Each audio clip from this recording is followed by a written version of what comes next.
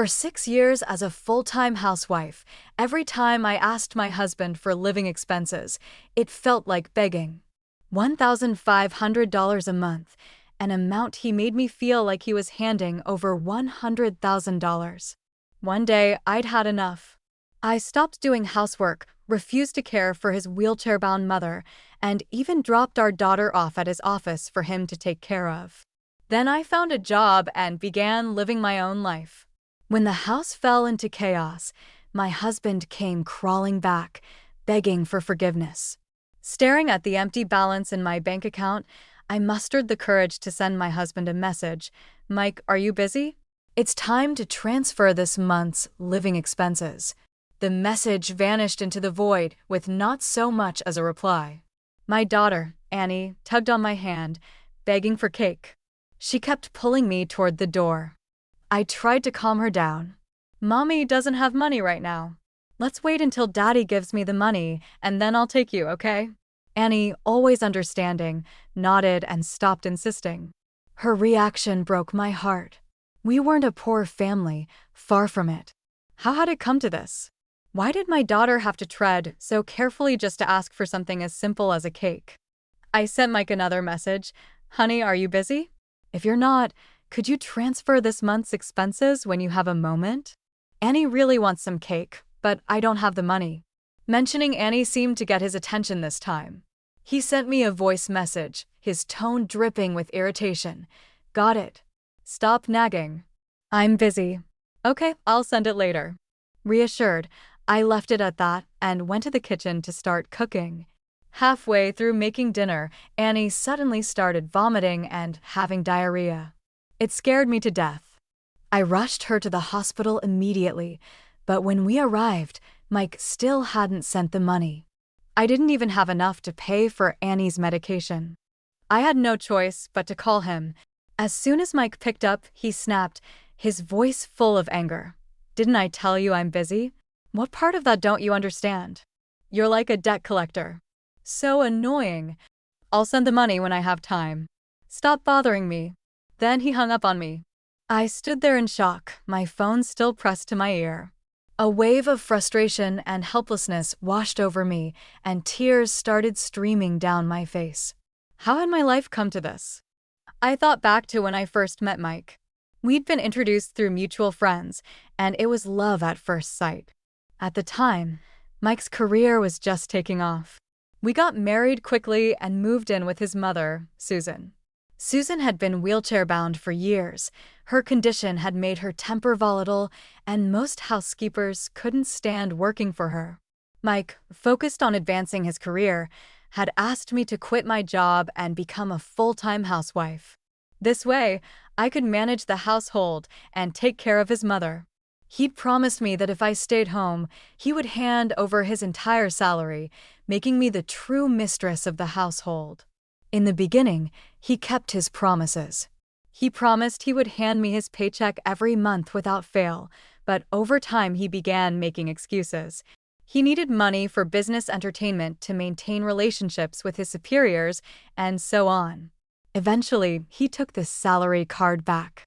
From then on, he only transferred a few thousand to me each month for household expenses. At first, it was $4,000 or $5,000, then it dropped to $3,000. Eventually, it dwindled to $1,500. Now, even with such a small allowance, he would delay transferring the money. Like today, I had already asked him twice, and he still hadn't sent it. Without that $1,500, I was utterly powerless. I couldn't even afford medicine for my child. I swallowed my pride and borrowed a few hundred from a friend to cover the emergency. When I got home, Mike and Susan were waiting. They didn't ask about Annie's condition. Instead, they berated me loudly and mercilessly. When I got home, Mike wasn't back yet, but his mother, Susan, who had been napping all afternoon, was wide awake and furious the moment she heard me come in. Her voice echoed through the house, sharp and cutting. "You worthless woman, where have you been? Get in here and take care of me." Swallowing my frustration, I helped Susan out of bed and into her wheelchair, then wheeled her into the living room. She glanced around, noticing the empty house, and her anger flared again. It's this late, and you haven't made dinner. What are you even doing? Mike will be home soon. Are you planning to starve him? All you do is lay around here. Honestly, I don't even know why my son married you. Her insults barely registered anymore. After years of hearing the same words, I had grown numb. When I first married into this family, Susan had been just as harsh. Back then, her words would send me running to Mike, crying and pleading for him to intervene. But Mike never truly stood up for me. Instead, he would soothe me with kind words or buy me small gifts to calm me down, never once attempting to confront his mother. She's in a lot of pain because of her condition, he would explain. That's why she's irritable. Please try to be patient for my sake. And so I endured, year after year. I came home not long after. At dinner, I worked up the courage to ask him again, "Honey, can you send me this month's living expenses?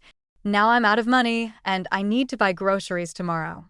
Instead of transferring the money, Mike responded with a sarcastic sneer. "You women have it so easy. You don't even have to work. You just sit at home waiting for the men to bring in the money. Then, as soon as the month starts, you nag nonstop.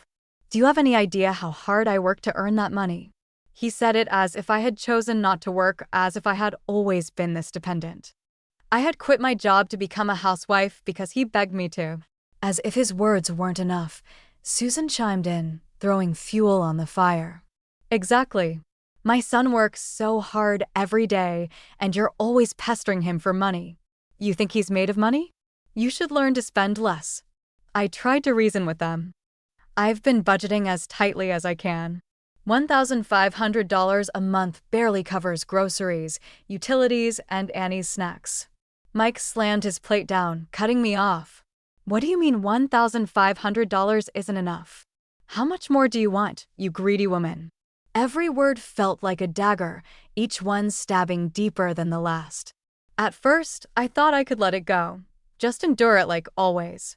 But then Susan crossed the line. While picking at her food, she muttered, "And that useless little girl of yours, why are you wasting money buying her cake? What's the point? You'd be better off saving that money to help my son." That was the breaking point. I couldn't hold it in any longer. "Enough," I shouted, slamming my plate upside down on the table. Turning to Mike, I yelled, "You act like $1,500 is a fortune, like I'm asking for millions. You tell me not to nag you, but you never send the money unless I do. Do you know how humiliating it is to have to borrow money just to take Annie to the hospital?" Then I pointed at him, my voice rising even further. "Mike, I had a job once. I was independent. You're the one who begged me to quit, to stay home and care for your mother in our house. Do you think I wanted this? Do you think I enjoy relying on you?" I turned to Susan, my voice dripping with the anger I'd suppressed for years. "And you're always complaining about me spending your son's money. Have you ever thought about why I'm even here? If it weren't for you, do you think I'd have quit my job to become your nursemaid? Do you have any idea how much it would cost to hire someone to take care of you, a paralyzed old woman? $3,000 or $4,000 a month minimum. And here I am, doing it all for a measly $1,500. You should be grateful." I felt a wave of relief as I let it all out. Mike and Susan, on the other hand, were furious. "Mandy, have you lost your mind?" Mike shouted, his face a mixture of shock and disbelief. I glared at him. "No, Mike, I've never been more clear-headed. From now on, I'm done. I'm done asking you for money. I'm done managing this house. I'm done caring for your mother. Annie, we'll take turns raising her. I'm not doing this alone anymore. Let's see how you manage without me holding everything together." Ignoring their protests and Susan's shrill complaints, I grabbed Annie and went to my room. I expected Annie to be scared after my outburst. Instead, her eyes sparkled as she looked up at me. "Mommy, you were amazing today." I froze for a moment before saying, "But if I start working again, I might not have as much time to take care of you." "That's okay, Mommy," she chirped. "I'm already 5. My teachers will take care of me at school, and on weekends, I can take care of myself." Her words broke me. I hugged her tightly, tears streaming down my face. The only good thing to come out of my marriage to Mike was Annie, a bright, thoughtful, and loving little girl. That night, I resolved never to look back. I would no longer lift a finger for that house. I thought Mike and Susan might last 3 days without me. It turned out I'd overestimated. They didn't even make it through the night. At 10 p.m., I had just gotten Annie to sleep when Mike came looking for me. He seemed awkward handing me a check. "Here's this month's money. Also, my mom had an accident. Can you go clean it up?" It seemed that having a wheelchair-bound mother who relied on adult diapers for everything made it impossible for Mike to manage even one night without me. All those times I'd silently taken on the burden without complaint, he must have thought it was easy for me. Well, not anymore. His compliant, ever-obliging wife was gone for good. I pushed the check back into his hands. "Oh, I wouldn't dare take your money. Otherwise, you and your mother will just keep calling me useless. From now on, I'll get a job and earn my own money. As for this house, your mother, and everything else, you figure it out. I'm done." Mike's brow furrowed as he snapped, "Come on, Mandy. Don't be so ungrateful. I'll add another $1,500 to this month's budget. $3,000. Just stop throwing a tantrum and go clean up after my mom." He handed me a new check for $3,000. I returned it to him again, untouched. Mike was livid enough already. "If you keep this up, don't expect me to give you another cent." I'd already made up my mind. Who needed his money anymore? I shoved him toward the door. "Bye-bye." Fuming, Mike stormed out of the room, pacing and cursing under his breath. But he had no choice. He had to go clean up after Susan himself. Let him. The worst was yet to come for those two. When I got up the next morning, Mike was already gone, probably off to work. The moment I opened my door, Susan's shouting began. "You lazy woman. Sleeping in until now? Are you trying to starve me to death? Go make me breakfast." I laughed coldly. "Susan, do you still think I'm the same daughter-in-law you can boss around? I made it clear to Mike yesterday I'm done. I won't take another penny from him, and I'm not taking care of you anymore. Whoever's mom you are, that's who needs to take care of you. But let's be honest, do you really think your son, who's so used to being waited on hand and foot, has the patience to deal with you?" Susan's confident demeanor faltered. She knew her son better than anyone. After all, her expression shifted quickly, her tone softening as she forced an awkward smile. "Now, Mandy, don't be impulsive. Couples shouldn't be so petty about dividing responsibilities. Mike works hard to earn money, and it's only fair that you manage the house and care for the elderly. But of course, it's his fault for forgetting to give you the living expenses when he gets home. I'll make sure to give him a good scolding." Her sudden change of attitude wasn't satisfying, it was pathetic. For years, I'd taken care of Susan without a single word of thanks. Now that I threatened to stop, she was all smiles and flattery. People like her are truly shameless. I ignored her and made breakfast, preparing just enough for Annie and myself. Susan sat nearby, glaring at us with fury as her stomach growled. Her face turned green with anger. "You cruel, heartless woman. Are you trying to starve me?" "Don't pin this on me," I replied calmly. "I told Mike last night I'm done taking care of you. He knew and still left you alone at home. If anyone's trying to starve you, it's your precious son, not me." After breakfast, I took Annie and left the house. If Mike wanted to keep claiming that I did nothing all day while he slaved away to earn money, let him handle everything without me for a while. Let's see how long he can last taking care of his daughter. At work today, at Mike's office, I walked straight in and up to his desk. The moment he saw me, his face darkened. He didn't wait for an explanation and launched into an angry tirade. "My mom just called and said you only made breakfast for yourself and Annie."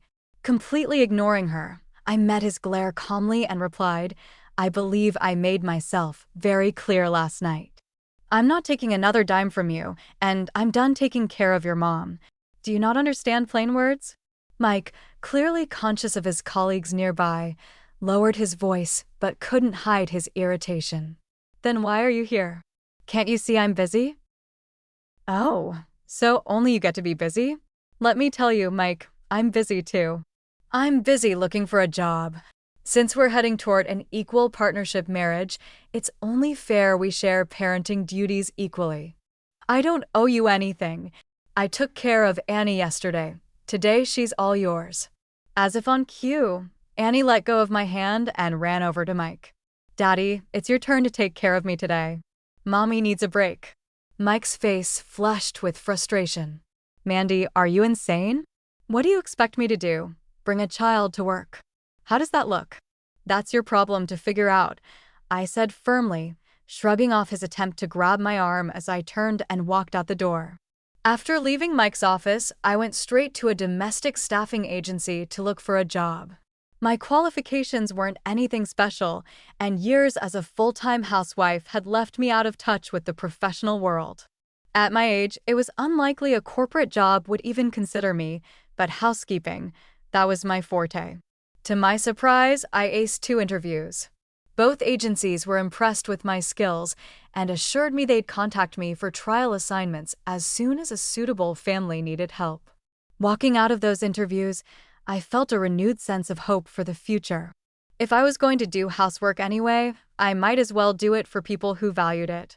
At least I'd earn my paycheck without enduring the indignity of being called lazy or useless. Just as I was brimming with optimism, my phone rang. It was Annie, and she was crying. Her sniffles and shaky voice broke my heart. What's wrong, sweetheart? Don't cry. Take your time and tell Mommy what happened. Mommy, Daddy got yelled at by his boss because he brought me to work. Then Daddy threw me outside the office. There's no one here I know. I'm so scared. What that bastard Mike had abandoned our daughter just because he couldn't handle the consequences of his own actions. Panicking, I rushed to find her. When I finally found Annie, safe but frightened, I let out a sigh of relief. Her tear-streaked face made me want to scoop her up and comfort her, but I stopped myself. If I gave in now, Mike would only use this tactic to manipulate me in the future. An idea sparked in my mind, a way to teach Mike a lesson he wouldn't forget. Calming myself, I dialed the police. Hello, officer. I'd like to report a case of child abandonment. Could you please come immediately? The mention of a child being abandoned prompted a swift response. The officers arrived at the scene in no time. A kind female officer comforted Annie, gently calming her down. Using the information Annie provided, they quickly identified Mike as her father. When the police showed up at Mike's office, he was caught completely off guard. His face turned pale as he stammered, "This is a misunderstanding. How could I abandon my own daughter? She was just being naughty, so I left her outside to reflect for a bit." The officer's tone was stern. Naughty or not, you can't leave a child that young outside unattended. What if something dangerous had happened to her? Sensing the perfect opportunity, I rushed in, playing my part to perfection. Mike, you bastard. How could you leave Annie outside like that? What do you expect me to do? I've given you everything. I bore your child, raised her, and cared for your paralyzed mother, and you can't even give me $1,500 a month for living expenses. I wailed, my voice rising. Fine, you won't give me money? I went out to find a job myself, but I stepped away for just a little while, and you throw our daughter out like trash. She's your own daughter. Are you even human? Mike's colleagues, already curious about the commotion at the entrance, now had front row seats to the drama. My outburst only fueled their interest, and they openly gathered to watch. Mike was panicking now, visibly sweating. I didn't refuse to give you money. Stop making things up. Let's go home and talk about this. But I wasn't letting him off so easily. Right there in front of everyone, I pulled out screenshots of our past messages, displaying how I'd begged him for money while he responded with impatience and disdain. Everyone, please judge for yourselves. Before I married him, I had a job and was financially independent, but he begged me to quit so I could take care of his paralyzed mother in our home. And now look at how he treats me. My tearful accusations, combined with the undeniable evidence, struck a chord with the onlookers. Sympathy quickly turned into disgust for Mike. His colleagues, male and female alike, watched with expressions ranging from pity for me to outright disdain for him. Even his male coworkers looked embarrassed to share a workplace with someone like Mike. Now visibly cornered, Mike stepped forward, trying to grab my arm. I shrank back dramatically, hiding behind the police officer. Don't hit me. I'll stop, okay? Please don't hit me. I cried. Feigning fear, the female officer immediately stepped in, shielding me. Sir, not only did you abandon your child, but now you're trying to assault your wife. You'll need to come back to the station to give a full statement. And just like that, both Mike and I were escorted to the station to make statements. His humiliation was complete. At the police station, Mike managed to get released only after repeatedly promising the officers that he would never abandon his daughter again. On the way home, he kept his temper in check, but as soon as we stepped inside, he exploded. Mandy, are you out of your mind? You barged into my office and caused a scene. Who do you think you are? If you cost me my job, how are you planning to survive? I met his anger with calm defiance. You don't have to worry about that. I'll have a job soon enough. His laugh was full of disdain. Oh please, with your education and how long you've been out of the workforce, who would hire you? You're kidding yourself. I've spent years running this household and taking care of you and your mother. My experience makes me more than qualified. Plenty of domestic staffing agencies would hire me. Mike scoffed. You're talking about being a maid? That's your big plan? Do you even realize how humiliating that is? I couldn't help but laugh at his hypocrisy. What's humiliating about earning an honest living? At least when I work for someone else, they'll respect me and pay me fairly. As a maid, I'd make $7,000 a month. Compare that to the $1,500 you begrudgingly give me while treating me like dirt. I'd say it's a win for me. Before we could continue arguing, Susan interrupted us. Mike, stop fighting and make me some food. I haven't eaten all day. Mike waved his hand dismissively and took a deep breath to calm himself. Fine, I'm done arguing. Just go make dinner already. Mom and Annie are hungry. I was hungry too, so I headed to the kitchen without another word. But when dinner was ready, I only made enough for myself and Annie. As I placed the food on the table, Mike tried to help himself, but I stopped him. This is for Annie and me. If you and your mom want to eat, make your own. Mike's face twisted with anger. Are you serious right now, Mandy? Do you even want to keep this marriage going? Don't forget you're living in the house I bought. If you don't want to play nice, we can get divorced, and let's see where you'll live then. I let out a cold laugh. Divorce threats? How predictable. Yes, you bought this house, but I've been with you for years, contributing with my time, labor, and sacrifices. You want to talk money? Fine, let's talk money. Do you know how much a full-time caregiver costs these days? $5,000 a month. And if they have to care for someone disabled, it's even more. You've barely given me $3,000 a month for all these years, and that's if you even bother sending it on time. So let's settle accounts properly, deduct my rent, and then pay me for the years I've spent taking care of your mom. Let's see who ends up owing who. Mike turned beet red, stammering. Caring for a response but finding none, with no other options, he trudged to the kitchen and made some spaghetti for himself and Susan. The first bite Susan took, she spat out immediately. This is disgusting. Way too salty. She turned her eyes longingly to the lemon shrimp on Annie's plate, clearly wishing she could trade meals. But this was just the beginning. From that day forward, I refused to take responsibility for anything related to Susan or Mike. I cooked only for myself, and Annie washed only our clothes, leaving the rest to them. The house quickly descended into chaos. Susan especially bore the brunt of it. There were days when she soiled herself and had no one to clean her up. She would scream and cry, lamenting that she might as well die. The mess and constant complaints pushed Mike to his breaking point. Finally, after weeks of enduring the consequences of his own neglect, he broke. He came to me, his voice weary and filled with desperation.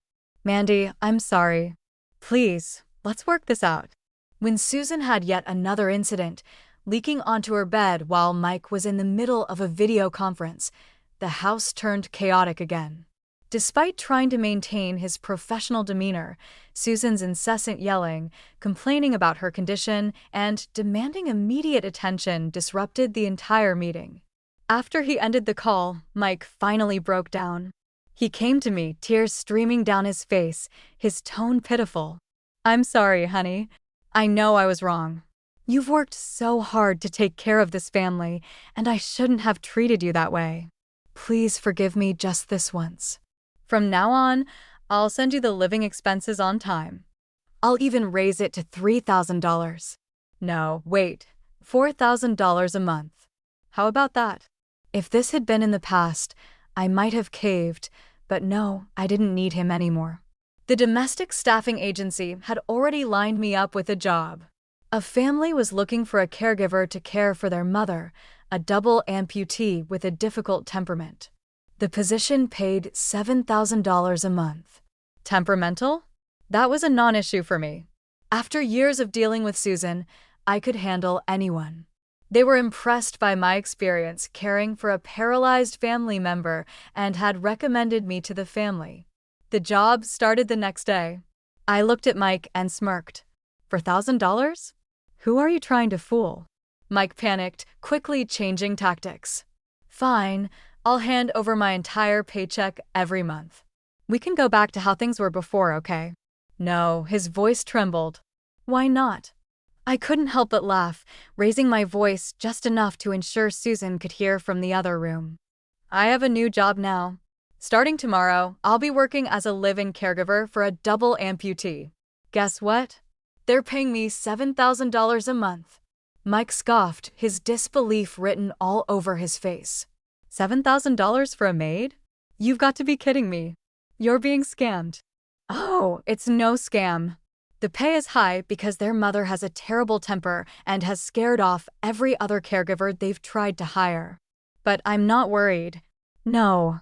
One's temper could possibly be worse than your mom's. Hearing that, Susan, who had been eavesdropping from her room, wheeled herself into the living room, her face pale with panic. You're leaving to be someone else's maid? What about me? I looked her dead in the eye, my voice dripping with sarcasm. Well, you could always ask your precious son to hire a caregiver for you, but caring for someone with your personality? That's going to cost at least $10,000 a month. Otherwise, who would agree to take the job? I glanced pointedly at Mike, my words slicing through the air. But considering your son only makes $5,000 a month, hiring help would mean no money left for anything else. Guess you'll be eating air for dinner. Mike's face turned crimson with rage. Fine, Mandy. You want to live like this? Then get out of my house. Either pay rent or pack your bags. The audacity. Still trying to bully me after everything. Without flinching, I pulled out my phone and recorded a voice message to my new employer. Hi, Miss Lucy. I've thought about your offer to live in and provide 24/7 care for your mother. I've decided I'm okay with that arrangement and can move in starting tomorrow. Miss Lucy replied almost instantly, her voice full of gratitude. Mandy, thank you so much. You're a lifesaver. Finding live help has been nearly impossible because everyone else prioritizes their own families. Since you're willing to stay, we'll add another $500 to your monthly pay. I replied sweetly, thank you, Miss Lucy. I'll see you tomorrow. Hanging up, I turned to Mike and Susan with a smirk. See? Some people appreciate my work and are even willing to pay me extra. Honestly, I should thank you, Susan. If it weren't for the years of verbal abuse and disdain, I'd never have the thick skin to thrive in this new job. Mike and Susan stood there speechless, their faces a mix of anger and disbelief. Susan, unwilling to admit defeat, snapped, Mike, hire a maid for me. I refuse to believe we can't find someone better than her. After everything fell apart, I packed my belongings, took Annie with me, and moved out of the house. Susan initially tried to manipulate Mike into using Annie to keep me tethered, But after the police incident, Mike had learned his lesson. He knew better than to use Annie as leverage again. When I informed my new employer about my situation, including the fact that I needed to care for my child, she was incredibly understanding. She agreed that I could bring Annie with me to live at the house, so long as Annie wouldn't disrupt the caregiving duties. To show my gratitude, I offered to forego the additional $500 raise she had promised for my living arrangement, stating that having a stable place to live with my daughter was enough. With that, Annie and I settled into a new, peaceful routine. Meanwhile, back at Susan's house, things were chaotic to say the least. My neighbor, who had become my eyes and ears on the situation, regularly updated me with amusing reports of Mike and Susan's ongoing struggles. Mike, desperate for help, had hired. I had hired a cheap maid to care for Susan. At first, things seemed to be going okay, but knowing Susan as I did, I knew it wouldn't last. Sure enough, Susan quickly started nitpicking the maid's work, complaining about the cooking, criticizing how she was cared for, and making passive-aggressive remarks. It didn't take long for the maid to reach her breaking point and quit. Mike was forced to hire another, more experienced, and higher-paid caregiver. But as anyone in that line of work knows, there's no need to endure abuse when you can easily find another job elsewhere. The second caregiver didn't last much longer than the first. Mike, already overwhelmed by his career's demands during a critical growth phase, couldn't handle the additional stress of managing Susan's constant complaints. Eventually, he snapped. When the second caregiver resigned and Susan criticized him for being useless at finding someone competent, Mike stormed home after work and unloaded on her. For the first time, he blamed Susan directly. "It's all your fault. If you hadn't treated Mandy so horribly, she wouldn't have left, and we wouldn't be in this mess." Hearing this from my neighbor made me roll my eyes. Of course, Mike would shift the blame entirely onto Susan, conveniently ignoring his role in driving me away. Yes, Susan had been terrible to me, but my breaking point had more to do with Mike.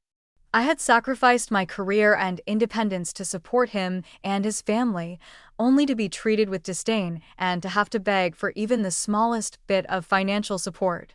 To pin my departure solely on Susan was a masterclass in avoiding accountability. While I'd been enjoying this drama from afar, I realized there was nothing quite like witnessing it in person. So, at the end of the month, I decided to take a day off from work and pay Susan a visit. Not to help, of course, just to check in. I wanted to see how she was eating, whether she was sleeping well, and how she was holding up without me.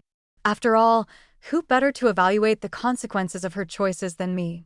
At the end of the month, I put on a carefully styled outfit, applied flawless makeup, and went back to the house. As I stepped inside, I found Susan locked in yet another argument with her third hired maid. The maid, a woman in her 50s and about Susan's age, was being berated. Susan pointed her finger accusingly at the maid, insulting her for taking wages without working properly. "You're just a useless freeloader. I call for water, and you take forever to bring it. What kind of maid are you? You should be the employer instead, you disgusting leech." When Susan noticed me enter, her tone shifted abruptly. "Oh, Mandy, finally you're here. Look at this maid. Compared to you, you were the perfect daughter-in-law. You could tell when I needed help just by looking at me. If I so much as raised my hand, you'd know I needed to get up. And this one? I can't even get a simple glass of water without a fight." Her words were vile, and the maid had had enough. "How dare you? Now you remember how. Good. Your daughter-in-law was. I've heard plenty from your neighbors. They said you treated her like dirt, even though she worked herself to the bone for you. You don't deserve good help. You drove her away, and now you're stuck with people like me. And guess what? I'm leaving too. For $2,000 a month. You think I'm going to let you abuse me like that? Keep dreaming." The maid tore off her apron, threw it at Susan, and stormed out of the house. Susan was left fuming, steam practically coming out of her ears. But with the maid gone, she had no one to lash out at except me. She turned on the waterworks and started wailing, "Mandy, These days without you have been pure misery. These maids are so cruel. They take my money but refuse to care for me properly. I thought it over, and you were the best. I know I was wrong. Please come back. I'll treat you better, I promise." Hearing this, I felt a deep ache in my chest, but not out of pity. How did I let myself be reduced to this? For years, I allowed myself to be humiliated, insulted, and taken for granted by a woman who could barely move without my help. If I had stood up for myself sooner, if I had quit when things first became unbearable, would Susan or Mike have dared to treat me this way? Of course not. I realized now that it was my own lack of self-respect that had given these people the power to mistreat me. Ignoring Susan's pleas, I went straight to my room and started packing the remaining items for Annie and me. This house would never be my home again. Once we were fully moved out, I planned to file for divorce. I needed to cut ties with Mike and Susan completely and start fresh. Susan must have sensed my intentions because her panic escalated. "What are you doing? Where are you going? Are you just going to walk away from your husband and me?" I didn't answer. I simply continued packing. My silence drove her into a fit of rage. "I knew it. You're a selfish woman. You'd rather take care of strangers than your own family, you heartless witch. I'll sue you for abandoning your family." That did it. I couldn't hold back anymore. "Sue me? Go ahead. Let's see what the court thinks. I spent 6 years slaving away in this house, taking care of you, only to be insulted and degraded every single day. You think the law will side with you, an abusive, petty old hag?" Susan stammered, her voice trembling with fury. "Don't you dare." I snapped. "If you ever insult me again, I swear I'll slap you so hard you'll think twice before opening that mouth. I put up with your nonsense for years, but not anymore. You think I'm an easy target? Think again." For once, my words left her speechless. I was nearly done packing when I noticed 2 of Annie's favorite Barbie dolls on the balcony. I walked over to grab them. Out of nowhere, Susan screamed like a banshee and hurled a mug at me. "You black-hearted. I'll kill you." Instinctively, I ducked. The heavy ceramic mug missed me, flew through the open balcony door, and tumbled straight down. My heart stopped. We were on the 10th floor. If that mug hit someone, the consequences would be catastrophic. I rushed to the balcony and leaned over. What I saw made my blood run cold. The mug had hit someone square on the head. The man staggered before collapsing onto the pavement, a pool of blood forming around him. I whipped around, seething. "Susan, do you even realize what you've done? That mug could have killed someone. Do you think Mike has enough money to pay for this?" Susan's face went pale, but she immediately went on the defensive. "This is your fault. If you hadn't moved, I wouldn't have missed. If anyone's paying, it's you, not me." I laughed bitterly. "Oh sure, tell that to the police. They'll love hearing how your fingerprints are all over that mug. You'll pay for this, Susan, in more ways than one." I bolted downstairs to check on the injured man and called 911. When I got closer, my heart sank. The victim lying in a pool of blood was none other than Susan's beloved son, Mike. By the time the ambulance reached the hospital, Mike was already dead. The mug Susan threw from the 10th floor struck his head directly, killing him instantly. When the news reached Susan, she broke down into hysterics, her face wet with tears. "My son, my poor boy, how could this happen to you? What am I going to do now without you, my son?" Her wailing echoed through the hospital hallways. But as her grief turned to rage, her tear-streaked face twisted into hatred. She pointed a trembling finger at me. "This is all your fault, you evil witch. You cursed my son. Why couldn't you be the one to die instead? Give me back my son, you heartless widow." Some people never take accountability for their actions. No matter what happens, they'll always find someone else to blame, as if shifting the responsibility can absolve them of their sins. But I wasn't going to put up with Susan anymore. I met her venom with equal fire. "Your son is dead because of you. You're the murderer. The one who should have died is you, you vile, hateful old hag." For a brief moment, I understood why Susan always used such cruel, venomous language. It felt good to let out the hate, to lash back at someone who had made your life miserable. But dwelling on hatred doesn't solve anything. People need to learn when to stop and not let their lives be consumed by bitterness. After making my point, I didn't give Susan another second of my time. I turned and walked away. After all, I had more important things to do, like preparing to inherit Mike's estate. After Susan accidentally killed Mike, I reported the incident to the police. However, given her condition, paralyzed from the waist down, even if she were convicted, she would only serve her sentence outside of prison. Pursuing the case felt meaningless, so I decided to let it go. Mike was gone, and I had no intention of dealing with Susan any longer. Even though she inherited a portion of Mike's estate, I knew her life would be far from easy. As for the estate, the inheritance was split among the three of us, Annie, Susan, and me, as the first-line beneficiaries to avoid disputes. I divided everything according to the legal inheritance percentages. I left the house to Susan, fulfilling my duties as Mike's widow and showing her the last bit of kindness I had. But knowing Susan, I was certain that being a paralyzed woman with wealth would make her an easy target for opportunistic relatives. Unsurprisingly, she soon attracted family members from her maternal side, drawn in by the prospect of her inheritance. That wasn't my concern anymore. I only wanted to focus on raising Annie and building a stable life for us. Years later, I received news of Susan's passing. At first, I didn't plan to handle her funeral arrangements. However, I learned that she had left part of her inheritance to Annie, so I reluctantly returned to take care of things. That's when I discovered what her life had been like in her final years. After I left, Susan struggled without anyone to care for her. Distrustful of outside help and paranoid about protecting her wealth, she turned to a nephew from her maternal family. She offered him a deal. If he cared for her until her death, she would leave him the house. The nephew agreed and moved in with his wife and children. They even hired a lawyer to formalize the arrangement. At first, things were fine. The nephew genuinely cared for Susan and fulfilled his promise, but Susan's abrasive personality was something she could never change. Before long, conflicts arose between her and the nephew's wife. Unlike Mike, Susan's nephew wasn't the type to tolerate his wife being disrespected. Naturally, he took his wife's side, and it didn't take long for the family to start mistreating Susan.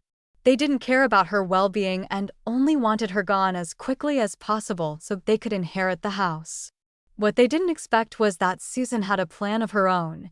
Behind their backs, she contacted her lawyer and altered her will, leaving the house to Annie instead of her nephew.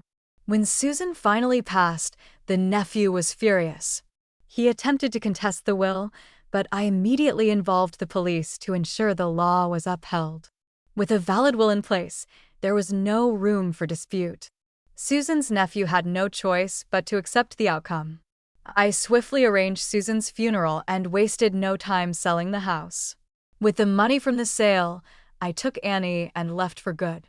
The nephew and his family could fume all they wanted, but there was nothing they could do. Some people said Susan must have had a shred of conscience left to leave the house to Annie in the end, but I knew better. Susan never cared for Annie or me. She looked down on us her entire life. Her decision wasn't about kindness. It was about spite.